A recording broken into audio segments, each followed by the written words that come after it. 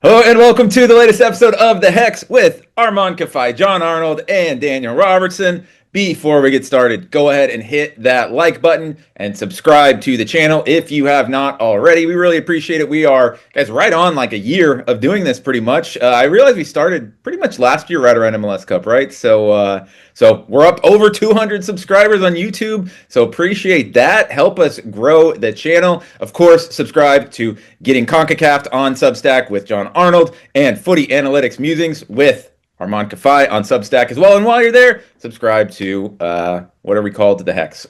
So do all of those. And guys, we have got MLS Cup to talk about. We've got the World Cup draw to talk about, and we've got Liguilla as well. So let's get into it. Guys, the MLS Cup final is set. Vancouver versus Miami. I'm sure we'll get into the conference finals as we talk about this, but look, it's been a few days. Was there that much to talk about in those conference finals? We'll get into it. First topic, John, I will kick it to you. Finish this sentence. Inter Miami will win MLS Cup if blank.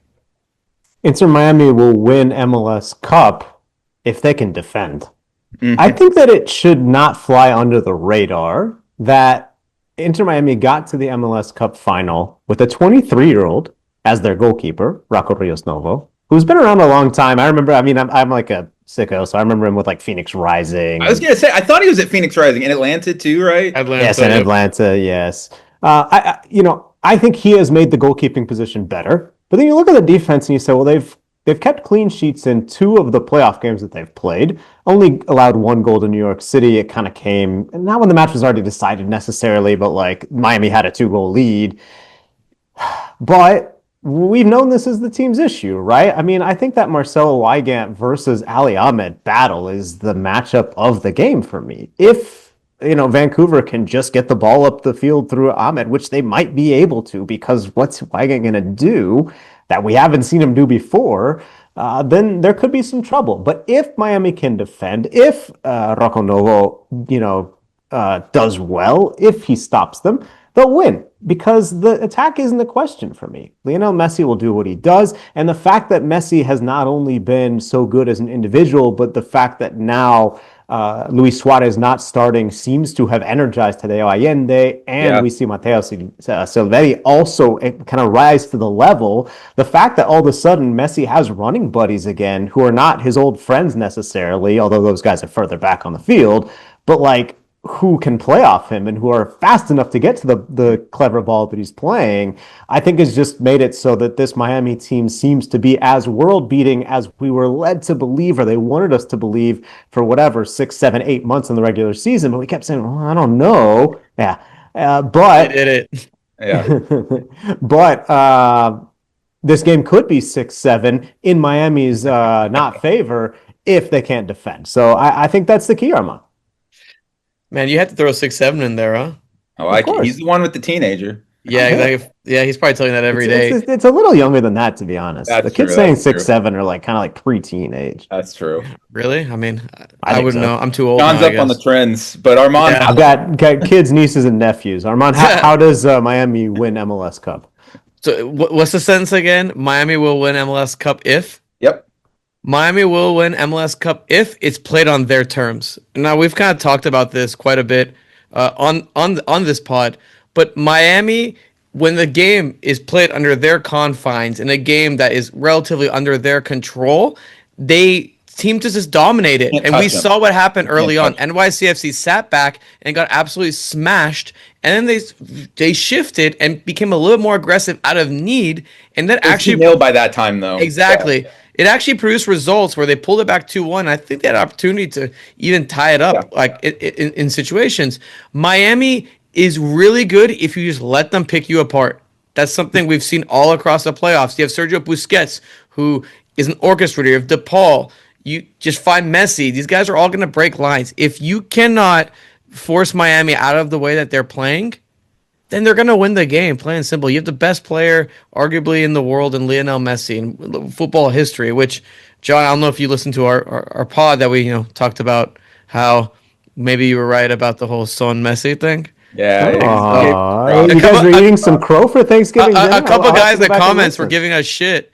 And I Yeah. just want to tell you, if like in the comments, we read it, by the way. Like, there's real humans behind us. But no, the game has to be played on their terms, Daniel. Like for me, like if they just let this thing get into a track meet, I think there's going to be issues. Even though they're good enough to compete in a track meet, I don't think they want that game to happen. So yeah, so for me, it's Miami will win this game if they realize they are playing a very different opponent than they played last week.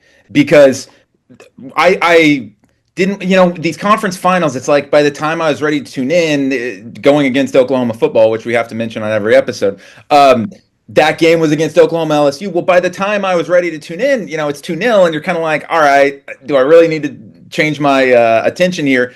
But as I was watching kind of the extended highlights and everything, Armand, what you said, I could not believe NYCFC was just sitting back for them. If you look at both goals that they scored in the first half, there's no pressure on the ball at all. And the thing you need to do is force Inter Miami into difficult situations, and we'll talk about what Vancouver needs to do in a minute. But NYCFC just said, hey guys, yes, send the balls into the box, we can defend them, and they can't. And it was, and like you said, by the time it was 2-0, it's like, yeah, they flipped the switch at halftime. It was 2-1. Okay, the scoreline, they hit him on the counter late. That it was a little bit not indicative of things. But I think that Inter Miami, obviously they have the best player on the field. If they realize that they are going to be playing a completely different style of team in MLS Cup than they played last week, I think Inter Miami should win. So flipping to the other side, Vancouver will win MLS Cup if blank. And I'll start us off here. I'm going to say Vancouver will win MLS Cup if they commit to the press 100%. I was so impressed in the highlights against San Diego. What do you see after or before each of their goals? They turned the ball over in midfield, got it, and went forward. We've seen it in YCFC do that. Then they decided against Miami not to. Well, Vancouver, very well coached team. They committed to the press against San Diego. They turned them over in defense. And there was one turnover. There's one play in the Miami game where NYCFC didn't punish them on a turnover in midfield. I think Vancouver would. They have the running buddies, like you said, John, Ali Ahmed. Brian White looks like he's kind of back right now in pretty good form. Of course, Thomas Muller. If they can turn the ball over, commit to the press, Vancouver's got a great shot to win this game. My sentence is Vancouver will win if Thomas Muller is a best supporting actor. Okay. I think if he's the most important player on the field, despite the fact that I think he's won 6 of 7 meetings with Lionel Messi in the past, maybe it's 7 of 8. I'm not sure what the stat is, but the Euroheads can tell us. I think Let us know in the comments. the fact that he has been in that supporting role and I think also is dealing with, it sounds like, a calf injury. He had the adductor injury earlier this year. They took him off to kind of preserve him. But it's clear that he is the captain. He is the leader. He is, in a lot of ways, I think, the heart and soul of this team. But he also is the kind of person who says, hey, I don't need the spotlight. Hey, this isn't about me versus Messi. Hey, this doesn't have much to do with Bayern versus Barcelona. And he's right. But Vancouver then needs someone to step up and be the star. Is it Ali Ahmed? Is it Brian White? Is it Tristan Blackman making a lot of big plays coming back from that suspension? Is it, Ralph Priso? Is it there are other players who can absolutely do it. And Vancouver showed that with their run to the CCC final. But once they got to that final game, they weren't ready. Say what you want about the food or the altitude or whatever what you want to put out there. They got absolutely smashed in that final. Here's another opportunity to lift a trophy. Now you've also got Thomas Muller there. But if you just rely on him and put all your hopes on him, I don't think it's going to go well. I'm looking at my sentence, and it really, I think, jives with both of you guys' sentence right there. The Whitecaps win the MLS Cup if they're brave. Sure. And what I mean by brave is a lot along with what you're saying, Daniel. They don't shy away from their identity. They didn't have that against in CCC final, by the way. Not exactly. To interrupt, but that's the exact opposite of what happened in Triple C final.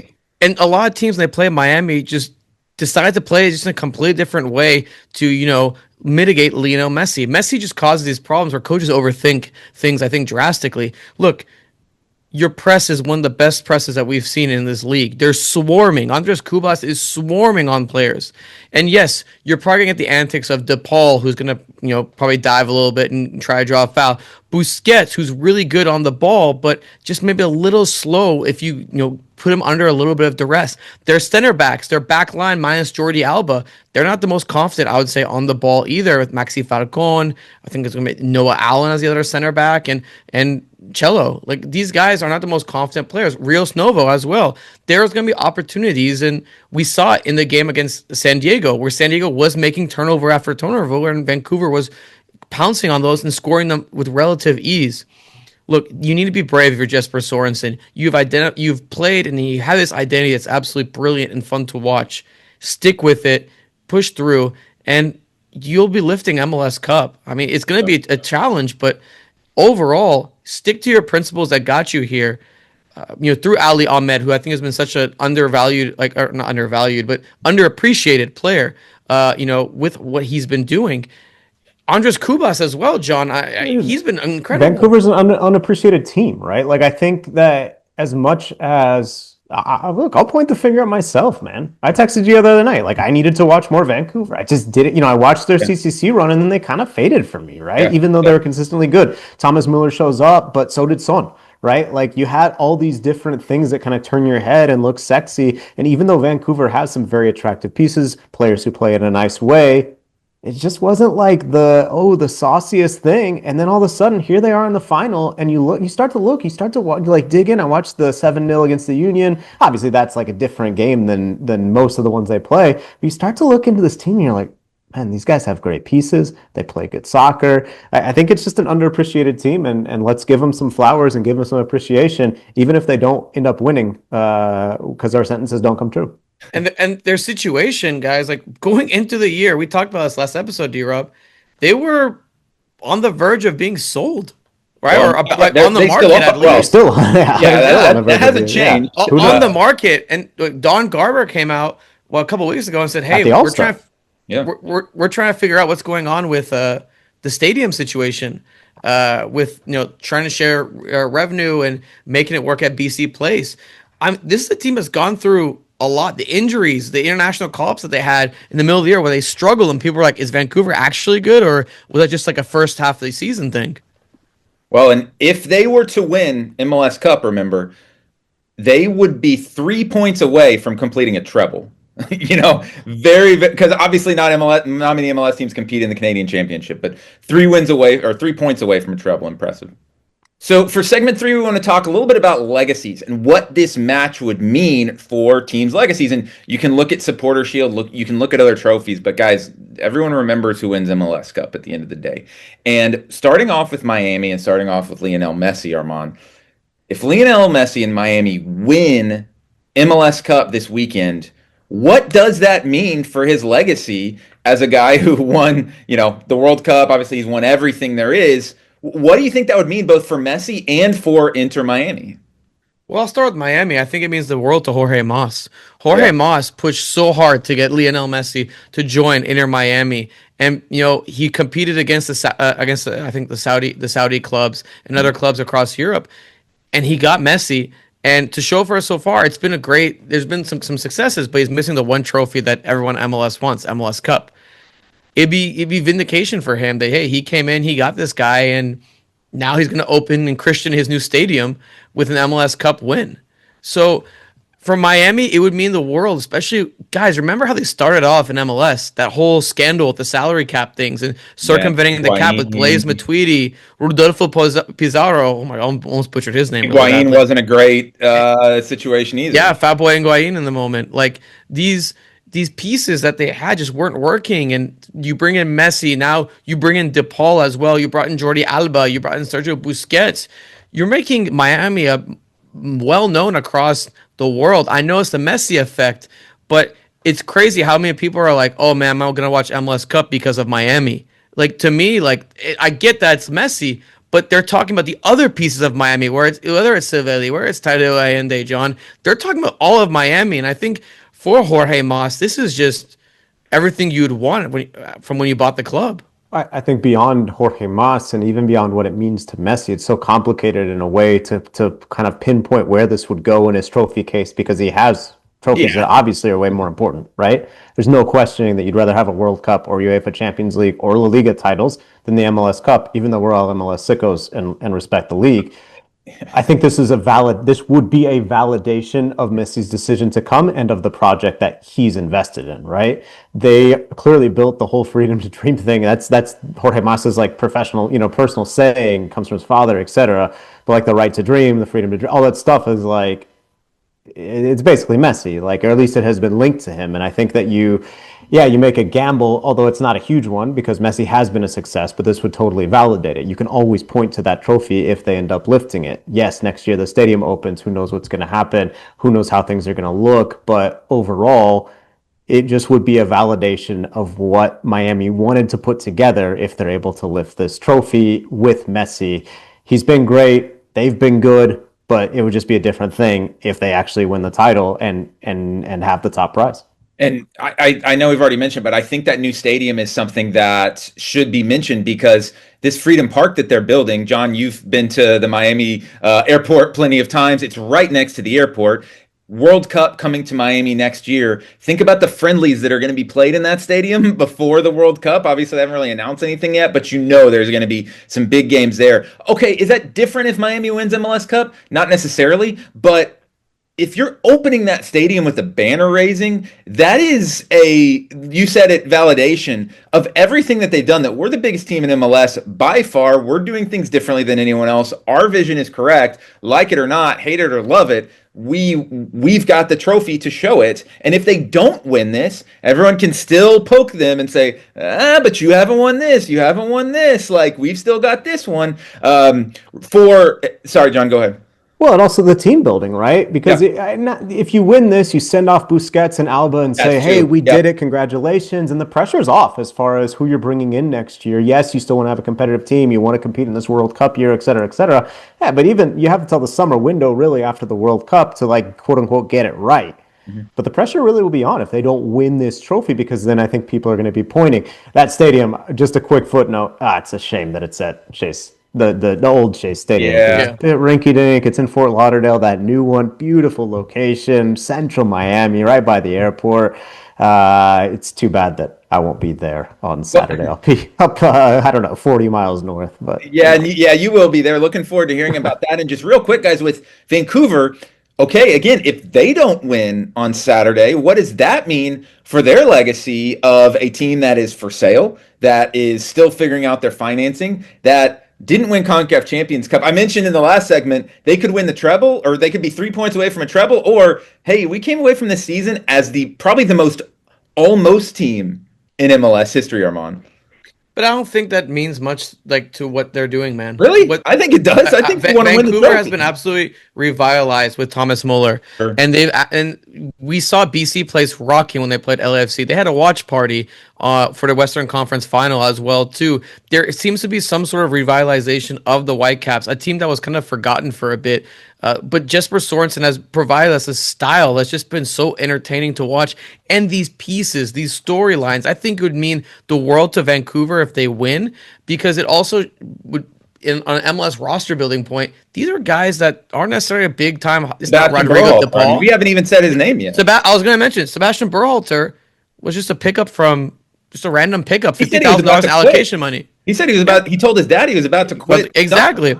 And remember, Brian White was a guy that he's now had a great career, but the Red Bulls are just like, okay, cool. See you, Brian White. We don't really need you.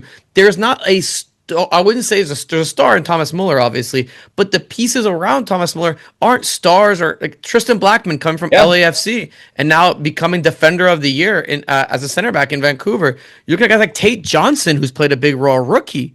Like, these are unsung guys that are playing. Ralph Priso, John. I mean, we talked about this earlier today. You're just naming the whole roster at this point. I know, but like the whole roster is literally guys who are unsung heroes. Where Ralph Priso wasn't a center back; he's a center mid. He wasn't a center back even this summer. He literally had to pick a new number when Muller showed up and picked 6 because he's a 6. Now he's a center back. It is wild. I think legacy wise, Vancouver, when you talk about like where do they fit in, do they have bragging rights against Canadian teams? They keep winning the Canadian Championship, making the CONCACAF Champions Cup, but what does that mean? I think they do need one more piece, and I don't know if they get it this year. I don't think legacy-wise it's as critical because you don't have, oh, Busquets and Alba are leaving, two of your guys are retiring. It's all going to kind of, it feels like this is the closing of a chapter. For Miami, whereas it feels in a way the Whitecaps story is still there to be written. Although we'll see what the chapter off the field looks like because their future there is much shakier. Yeah, if you're the Whitecaps owners, a win for you is worth a lot more money than the player bonuses are for the players. But guys, real quick, we got to give predictions now. Give me a score. We'll start out with Armand. Give me what's going to be the final score of MLS Cup. Vancouver 2-1. I was going to say Vancouver 3-2. I think there's going to be a lot of goals in this game. I just think Vancouver is going to turn over Inter Miami. I don't think they're going to watch what NYCFC did in that second half. They're going to turn them over if they stay brave. John, do you think Messi is going to lift surely the most important trophy in his career case? Yeah, he'll lift it 3-1. Okay. Well, goals. We all have got goals. It's going to be fascinating. Can't wait to watch on Saturday. Now let's talk about the two teams that were eliminated in the last round, San Diego and NYCFC. John, you first. The question is, which one of these two teams is more likely to be right back here next season? I think it's San Diego. And I'm surprised to hear myself say that because we've seen expansion teams burn bright and then kind of burn out. And I'm a little concerned about this situation with one of their designated players, Chucky Lozano, because Mikey Varas, the manager, was asked after the game, hey, Chucky's going back, right? And he was, it'd be weird to talk about who's the future when we're kind of dealing with this loss. Just say yes if he's coming back because he has a contract. Yesterday, Chucky was in an interview with us in Mordilla. My friend down in Tijuana crossed over to chat with him, and he said, hey, I'm back. I've got my contract. I'm looking forward to it. It was a great first year. So it seems like, with time passing, maybe everyone's good. He said the disciplinary stuff is all in the past. And I think he thinks it's the place where he can kind of play himself back into the Mexican World Cup roster. So if that's the case, you're going to get a highly motivated Chucky at the start of next year. And I just think that not only that, but when I look at the conferences and the road that NYCFC would have to traverse next year and the year after that, maybe, I think the West is good, but I think that San Diego might have done something this year that makes them kind of a bit more of a favorite than NYCFC. Maybe it's worth its own conversation, but that Chucky Lozano whole thing is very curious to me because I think when we look back at that game, when Mikey Varas looks back at that game, sitting Chucky, why are you doing that? Because I think he really outthought himself in that situation. I know we're on the topic, but I think he really outthought that situation. The question is, for me, was it the hammy where, hey, he can only go 30 to 45 minutes at full force, or is it, hey, after that whole disciplinary thing Pellegrino's been killing for us, we're just going to keep rolling with that? That's usually what coaches do. I mean, they always are like, hey, we'll ride the hot hand and just keep riding with that. It's not like Pellegrino was scoring these amazing goals. He was kind of just finding himself. I did think it was funny, by the way, after Chucky scored his goal, which was clearly a deflection. He does it con huevos. He does the He got fined for that. Well, come on, man. You can't do that after you score a deflected goal.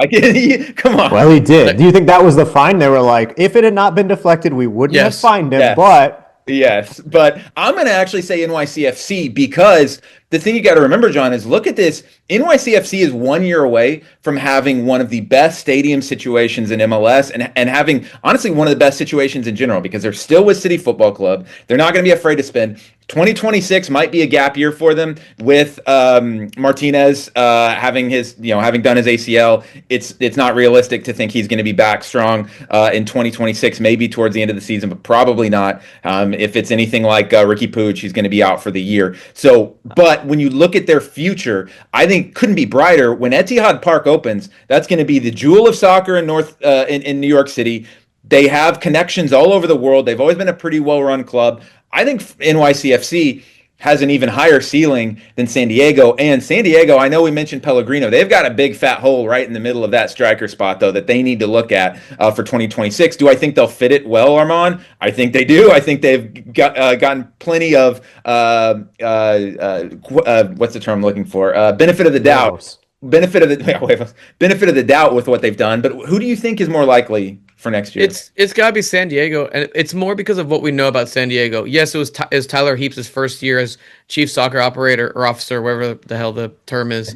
He did an excellent job. Again, he came out, talked to our friend Joseph Lowry and said, "Hey, we're gonna build a team that's like this. We're gonna own the ball, X, Y, Z." And guess what? They did exactly that. So that confidence and the Right to Dream Academy or the Right to Dream network that San Diego has, they have a bigger, not a bigger pool than CFG, obviously, but they know how to fit those pieces very well. In NYCFC, we saw Todd Donovan announced as the new sporting director, who came from Sacramento Republic. What is he going to be like? Are things going to change, even though they're under the same city football umbrella? We don't know. With Tyler Heaps, I think we know what we're going to get, and we know that we're going to get probably some improvements in some areas, but also a heavy emphasis on the youth as well, as you saw later on when they were buying younger players and playing them quite a bit. For me, I see San Diego just because the way that NYCFC did it, they kind of barely hung on in a lot of games too, like that Union game. Yeah, but they always do that in the playoffs. That's I know, but to me, like San Diego, I think is a much clearer pathway. If you're talking about someone returns based on their standing, etc. For me, it's San Diego. NYCFC, we're kind of in wait and see mode with Todd Donovan. Not to get too far into the future, but I think what we're talking around, and I nodded at it, is you look at the West. You think the Sounders are going to be back. The Galaxy going to be back with Ricky? Yes. I don't know, man. They were really bad this year. LAFC is going to be really difficult to get past. After that, kind of open to me. All right, let's look at the East. Philadelphia Union won the Supporters Shield this year. Lionel Messi's going back to Inter Miami, and they have a brand new stadium they're opening. And that's before we talk about FC Cincinnati. Yeah. I think there's a lot of contenders in that conference, right? Nashville, yes. Columbus without Nancy, we'll see. There's going to be questions. There's going to be other things that pop up. There's going to be teams that make big signings in the offseason. Again, I'm getting a little ahead of us. Yeah, we'll just think that lane is a little easier. It's closer than ever, guys. On Friday, the World Cup draw. I can't believe it. It's here in Washington, D.C. And then Saturday, we'll know when the games are. And where. And where, in an unprecedented move from FIFA that maybe we can talk about. But do you guys have the pots open? I've got the pots open here on my computer I've probably ran the draw simulator about 100 times at this point. Armand, we're going to the game in Seattle. John, TBD. He might be at all the games. We'll see. Who knows where John Arnold's going to be. I do not know. He does not. He doesn't know yet, but he'll be somewhere, and that's for sure. And Armand, when you're looking at, we're looking at that second game in Seattle that we're going to, and then even beyond that, if the United States, I think, finishes second in their group, they would play a knockout round at AT&T Stadium in Arlington. They will relive. What do you think when you're looking at the teams? Who is your kind of ideal draw for the United States? Either Iran or Australia from pot 2. Of course, you're going to say Iran. Well, Iran. Okay, so Iran was better in 2022. Right now, under their current coach, he has played just kind of football. It isn't good. They're drawing really good friendlies. They are struggling against teams. I think they lost 2-1 to Russia recently as well, which Russia actually looked pretty good in that match. But to me, Iran isn't the Iran that was kind of really well tactically disciplined under Carlos Queiroz. They're just kind of all over the place, and I think the U.S. would be pretty fine with that. In Australia, the U.S. beat them pretty resoundingly. I think one of those AFC teams that isn't Japan or Korea would be a pretty optimistic matchup for the U.S. in the pot 2. If you take that matchup, your pot 3, you're just praying you don't get Norway. That's it. Yeah, I mean, pretty much. Egypt's not going to be easy either, but no. But Norway's you don't want to play Norway. Listen, yeah, but I feel like people are making what's a good comparison? It's I don't know. Norway becomes this a sexy upset pick in March Madness, where it's you got to watch out for Middle Tennessee State, and everyone's picking them, and then it's yeah, these guys are still Middle Tennessee State. That's how I feel about Norway. Yes, Who they was have it Erling that's John Haaland, but- Morant? Where did John Morant play? Murray State. Murray State. Murray Racers. State. It was like they're kind of like Murray State, where it's like you got to deal with John Morant, and he's difficult. And that's it. And that's it. I mean, like, there's some other. I think when I look at it, pot two, Japan and Korea, both of those teams, and they're Japan specifically. I know that in the friendlies, like the U.S. did fine, did well, but I think those are just the teams I circled. These European teams in pot two, man, I think people are going to be intimidated by them.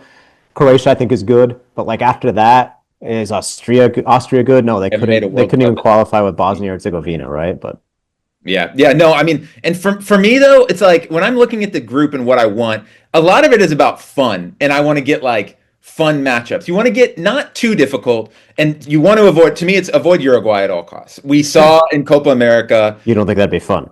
That would not be fun. And they put 5 goals. The U.S. put 5 goals past them the other day. Yeah, but we saw this in Copa America 2 years ago where Uruguay they smothered them. I would love to see from the group draw, Austria from pot 2. And then from pot 3, I'd love to see Scotland. USA Scotland, how fun would that be? The Tartan Army. Good vibes.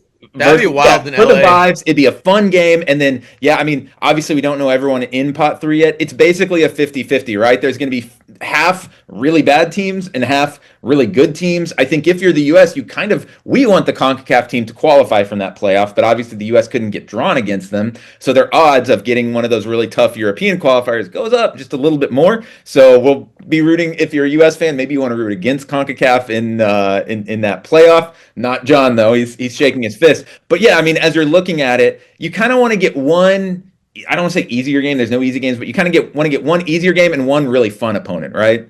What's the worst vibe? You could have a group of U.S., Iran, Morocco. Saudi. Well, I mean, no, that's on the field. You can't play I think Saudi. Morocco fans are fun. Worst can't I see. Saudi. Sorry, I Because misunderstood. Saudi and Iran are in the same.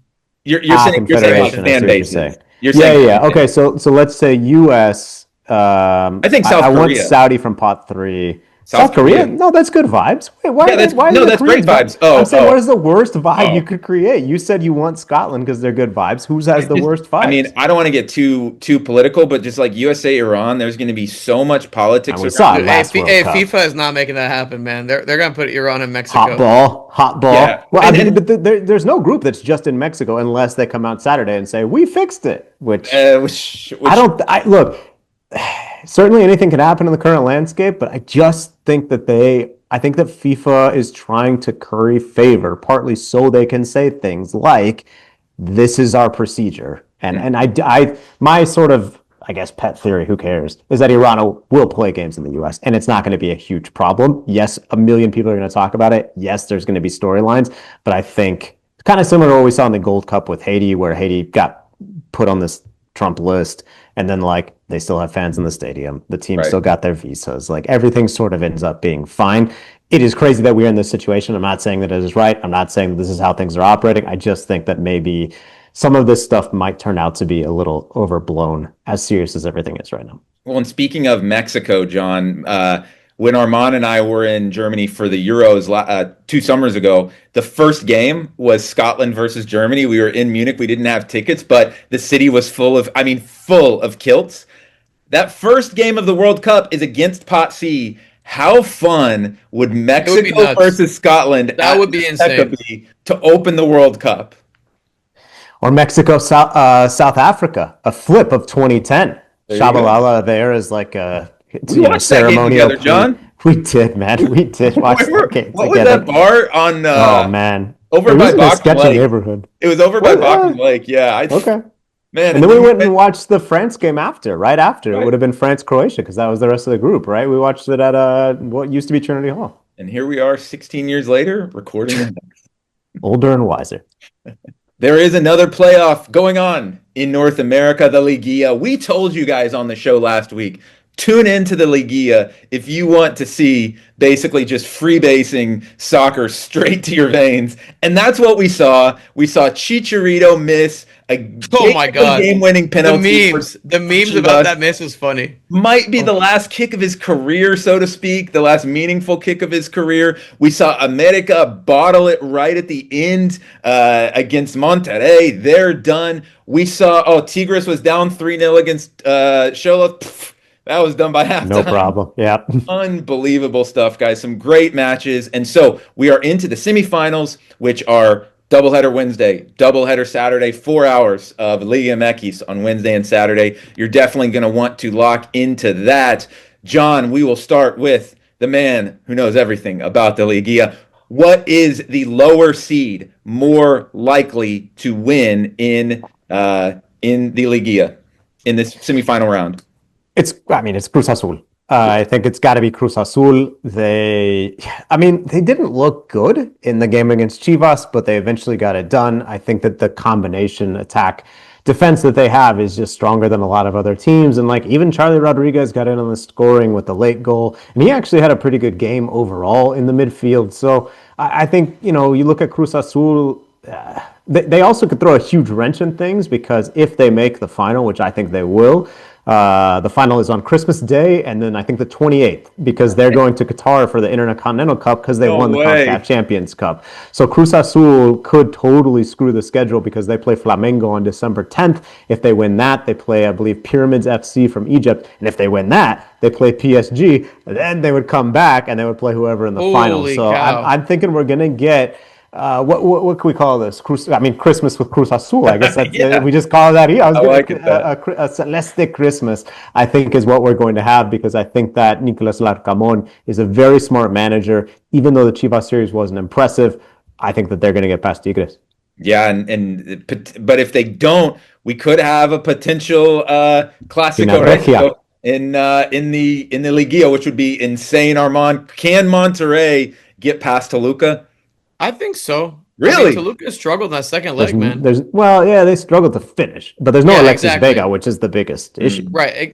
I think, and Monterrey always has that firepower, man. Like that's just something like with Berterame that they've always, and he was only scored the game-winning goal against America. That's just something that they always have when you watch, and you have a guy like Sergio Canales. You can never really count out Monterrey. I mean, for me, Toluca is obviously really great and super dynamic and super fun to watch, but I think Monterrey always has a trick up their sleeve. I think they could pull it off. I think they're the lower seed that I'm watching going into our final four, I guess. Yeah, I mean even the analysis. It's obviously Alexis Vega. That's the biggest thing, right? Is we saw Paulinho score in the last round. Like if he can, Toluca's gonna go as Paulinho takes them, John. No, totally. I think without Vega, you have this attack that's dependent on Paulinho, on Marcel Ruiz joining the attack from the midfield, and Gallardo getting free on the left. There's a lot of Gallardo was kind of tossed onto the scrap heap by Monterrey, and now has become still a very good starting left back, Liga MX champion, Gold Cup champion, and Mohamed used to coach at Monterrey as well. So there's a little bit of undercurrent of not a rivalry, but there's some extra motivation for a lot of guys playing this series. But they, if Alexis Vega, if Luan, without those guys, what are they going to do? How are they going to look like themselves? That's kind of the biggest question. But Rayados, I totally agree with you, Armand. Canales, dynamic. Berterame, great finisher. I just feel like they're not going to have Rodriguez, the defensive midfielder, for the first game. He got sent off in that second leg against America. That's going to hurt a lot, I think. And then you look at how inconsistent the defense has been outside of Sergio Ramos. They alternate goalkeepers.